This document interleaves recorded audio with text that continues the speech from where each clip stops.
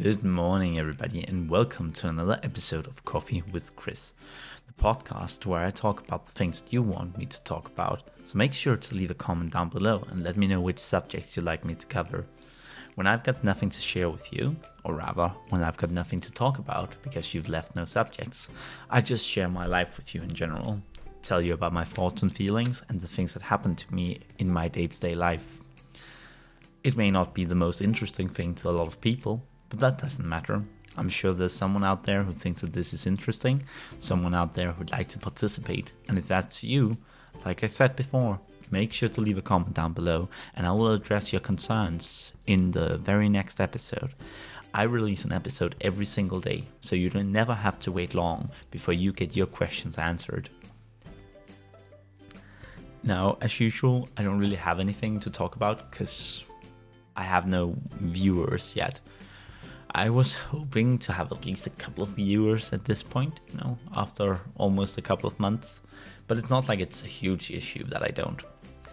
I think it has a lot to do with the fact that I don't really cater these to the algorithm. I don't try to use keywords in my descriptions or my titles, and I've only just recently begun working on an actual intro that might work at attracting some user input. Because I have had views, but they jump away pretty quickly. That hurts, but I understand completely. Speaking of things that hurt, I know that I'm an adult man, but even as adults, we sometimes have nightmares, right? It's a bit of a weird thing, but nightmares are very real to a lot of people across the world. And so I had a nightmare last night, and I woke up and I was feeling so bad. So I reached out to my partner. I reached out to my girlfriend and I was like, I had a nightmare. And she wasn't quite as present as I had hoped. And given that I'd only slept a couple of hours and not very well at that, I ended up snapping at her a little bit. And that's completely unfair, because even though she was not doing a good job, she was still trying to help.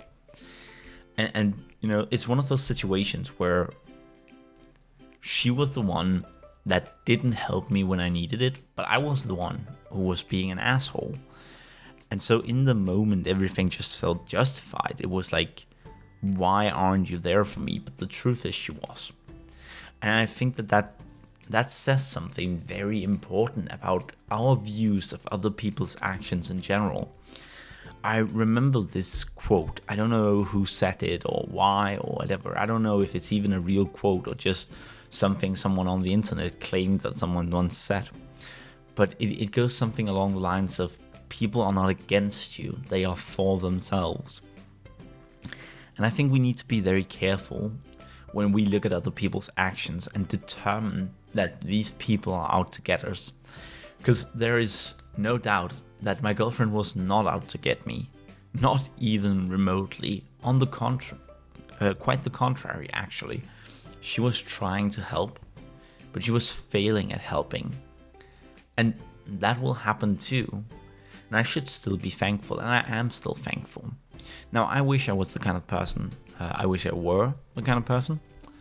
I think that's how you use it. You use, I wish I were. Well, anyway, I wish I were the kind of person who could stop myself in the moment. And a lot of the times I can, but I'm not perfect at it. And so I still need to get a lot better at stopping myself in the moment and thinking, hey, what's happening right now? And I did manage after just a couple of minutes, more like 5, but 5 minutes of me being really mad. She started. So, okay, I'm gonna hang my girlfriend out to dry a little bit here, but she, just like me, has trouble, and I've talked about that before on the podcast. I think it's important to be open about it, and she knows that I'm open about it, and she's okay with it. Just so you guys understand that this is not me talking smack behind her back. This is actually me dealing with a very real issue that plagues her too, just as much, actually more, than it plagues me. and she has some issues. One of her issues is that when she becomes overwhelmed, she does this thing that we refer to as emotional hijacking, which is to say that it was my situation. I was the one who felt bad. I was the one who was in a really bad mood, and I was the one that needed help. But because I wasn't able to accept that help, she felt like she was incapable of helping. And then she starts hijacking the emotional situation. Like, my feelings no longer matter because now she feels bad. And in some cases, that's perfectly fair. And when you think about it, a lot of people do that. I think it's, the rule rather than the exception, that we tend to emotionally hijack not just negativity, but also positivity. Someone comes to us and they tell us about their vacation that they went on. They say, oh, we went and it was so warm and nice. And then you go, yeah, last year I went to this place and it was this warm and we had a lot of fun there. And all of a sudden you've hijacked their situation. You took their introduction and you made it about yourself. And it's a very common thing to do, really. I do it too all of the time. But it matters that we try to not do that.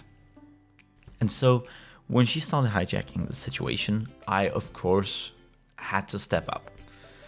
And I managed to do that. I stepped up, I kind of swallowed my own feelings for a moment, and then assured her that things were going to be okay. It was a little difficult because she's very hard to calm down. She starts spiraling, and no amount of positivity. So it took half an hour to alleviate 5 minutes. And that's just how it is, right? But I never got my resolution. And I don't know how to feel about that. Because I do blame her a bit. I think it's unfair that I was feeling bad and I had to step up and help her when I was the one who needed her to step up and help me. But at the same time, it was unjustified that I snapped at her. It wasn't kind of me to reject her attempts at helping me, because there were attempts. I just couldn't accept them because they weren't up to my standards, so to speak. I'm completely forgetting to drink my coffee here. But yeah. And I never even got to really, she tried. She did, but it always comes off as so fake, so disingenuous, I think you call it. Because it's like she doesn't believe what she's saying. When she's in that negative mood and I've helped her, she doesn't. So I need help. She hijacks it. Then I help her. And after that, she tries to help me. But the issue is that she doesn't want to help me. She has been raised by a very narcissistic family. And I'm not saying that they are diagnostically narcissist, but they are more like the everyday kind of narcissist. Both her mother and sisters, who are all much older than her, like her two sisters are a generation older than her. They are all really narcissistic. It's all about them. So when my girlfriend got a new job, her mum made it about her and how she now wanted money. And that's pretty normal, but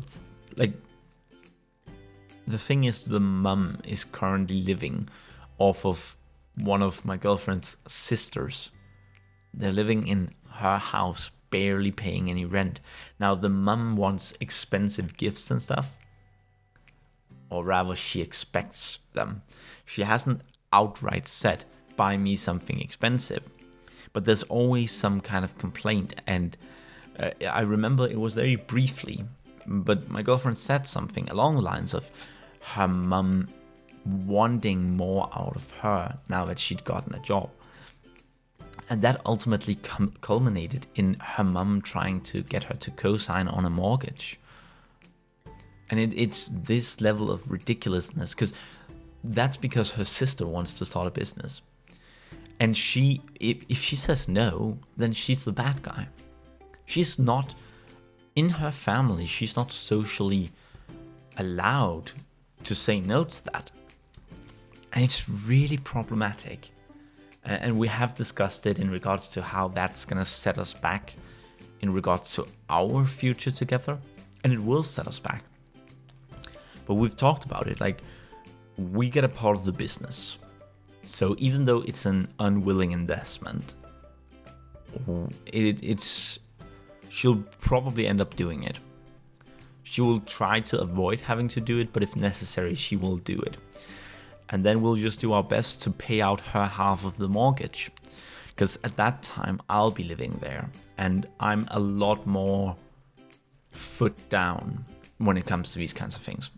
Because the thing is, when I moved there, we start living together, we work hard to pay off her half of the mortgage. Then her mum is going to come, and I can guarantee you, she's going to come to us and say, why don't you pay my half of the mortgage too? And she's going to be really mad if she doesn't, because she acts like a spoiled child when she doesn't get her will.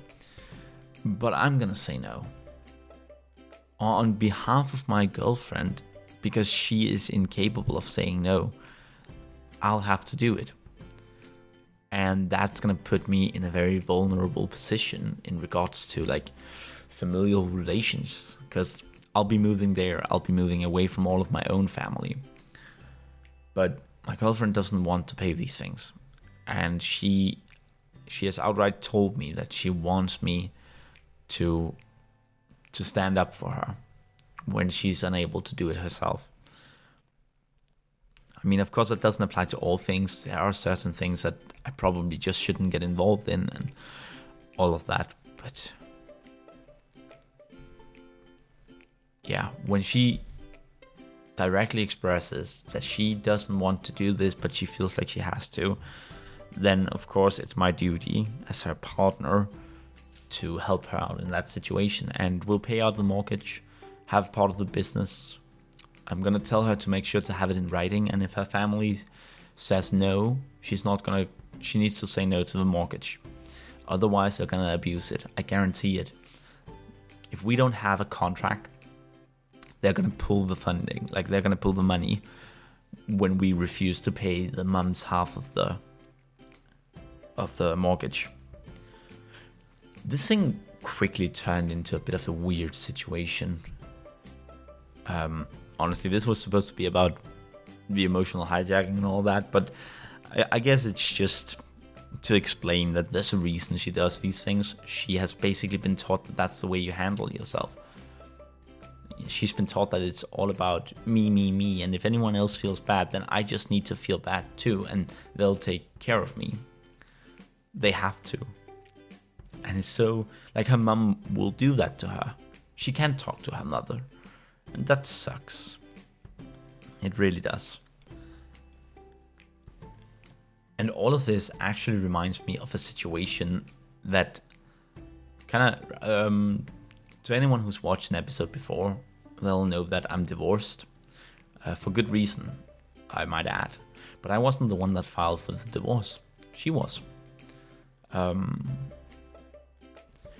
this actually reminds me of a situation that happened about half a year prior to the divorce, where my wife had gone behind my back and promised her sister a bunch of money. And while we did have the money, it was our money. And so her just promising her sister that, well, when her sister came to visit us and she was about to leave, she had the audacity to say, oh yeah, remember, I need that money. Right in front of me. And I pulled my wife aside and I asked her, what money is this? What are we talking about? And it turns out it was just $1,000, but it was still $1,000 that was coming out of our money, and she had not shared with me that this was going to happen. So I told the sister that we were going to have to talk about it, and then we'd get back to her. But she wasn't leaving with any money. And that got her really super mad. She called me controlling and abusive, and I got all kinds of shit from that woman. And my wife just stood there and said nothing. And then later in the day, she told me she didn't want to share it with me because she didn't want to create problems. Now, when I found out why, and the reason doesn't matter, but when I found out why her sister wanted that money, I told her okay, and we transferred the money. It wasn't a problem. The problem was that she went behind my back, lied to me, and then didn't defend me when I was being attacked by her sister.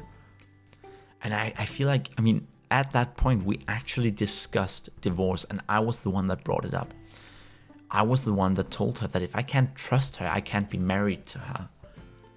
And that wasn't, I wasn't saying I want a divorce or anything. I was just saying if I can't trust you, I can't stay married to you. I figured she would be like, oh yeah, that's a fair point. I'll try to be more trustworthy. But yeah. So I guess I should have seen it coming, because we had a lot of those kinds of situations where she lied to me and go behind my back and all those things. I don't really know. Anyway, this episode has dragged on for way too long already, and we've managed to cover a variety of subjects, not all of which are equally relevant. So it's time for me to hop off. It's been really enjoyable talking to you. I hope to see you again tomorrow. So don't forget to, what is it they always say? Smash that subscribe button? I don't know. Don't forget to leave a like and comment and click the subscribe button so that we can get this channel up and running a bit more. In the meantime, I'll see you tomorrow. Bye bye now.